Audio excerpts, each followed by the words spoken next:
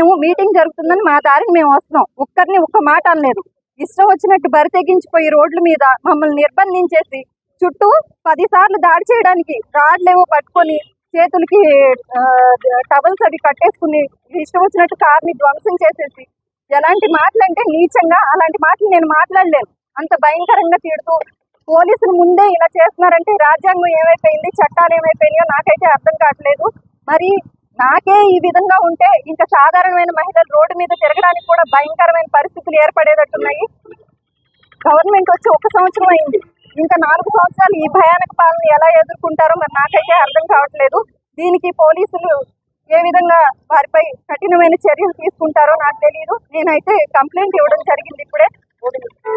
దీనికి సంబంధించి ప్రతి ఒక్కరూ కూడా బీసీ మహిళనైన నాకు జరిగిన ఈ అవమానం ప్రతి మహిళకి జరిగినట్టే అని నేను భావిస్తున్నాను.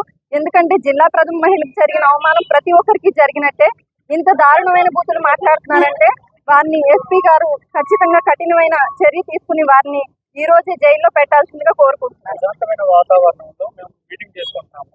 మేము ఎవరిని ఎటువంటి పదజాలాలు ఉపయోగించకుండా మా మీటింగ్ మేము చేసుకుంటున్నాము. ఆయన మేనిఫెస్టోలో ఇచ్చిన పథకాలు అమలు చేయట్లేదని మాత్రమే మాట్లాడుతున్నాను. ఇంతవరకు 4 మీటింగ్స్కి వెళ్ళాము, ఎక్కడ కూడా ఇలాంటి పరిస్థితి లేదు. కానీ ఈ రోజు గుడివేడ కేవలం మేము రోడ్లో ఎంటర్ అయ్యామంతే, అసలు ఆ రోడ్డు కూడా ఎంటర్ అవ్వలేదు.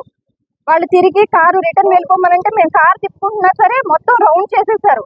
రౌండ్ చేసేసి మొత్తం అంతా ధ్వంసం చేసేసారు. మీరు ఆల్రెడీ విజువల్స్ చూసుకునే ఉంటారు. ఈ రకమైన రాజ్యాంగం ఇక్కడ అమలవుతుంది. ఇది మరి రెడ్ బుక్ రాజ్యాంగం, మరి ఏ రాజ్యాంగం నాకు తెలియదు. అడుగుతున్నా, ఒక్క మాట అన్నా మేము ఎవరన్నా అన్నావా? ఈ రోజున ఇంట్లో ఉన్నటువంటి మహిళని మీరు ఇలాంటి మాటలు మాట్లాడతారా? కానీ ఈ రోజున ఇప్పటి వరకు కూడా ఎవరినన్నా సరే ఒక మాట మాట్లాడిన పరిస్థితి ఉందా? దుర్మార్గంగా చేస్తా ఉన్నారు. ఖచ్చితంగా భగవంతుడైన ఉన్నాడు, మీకు శిక్షిస్తాడు, భగవంతుడు చూస్తాడు. మేమేం చేయలేకపోవచ్చు, కానీ భగవంతుడైన చూస్తాడు ఖచ్చితంగా. దీనికి మీరు తగిన మూల్యం చెల్లించుకోవాలి. మేము పోలీసు వారిని ఒకటే వేడుకుంటున్నాం, అయ్యా మీరందరూ ఉన్నారు.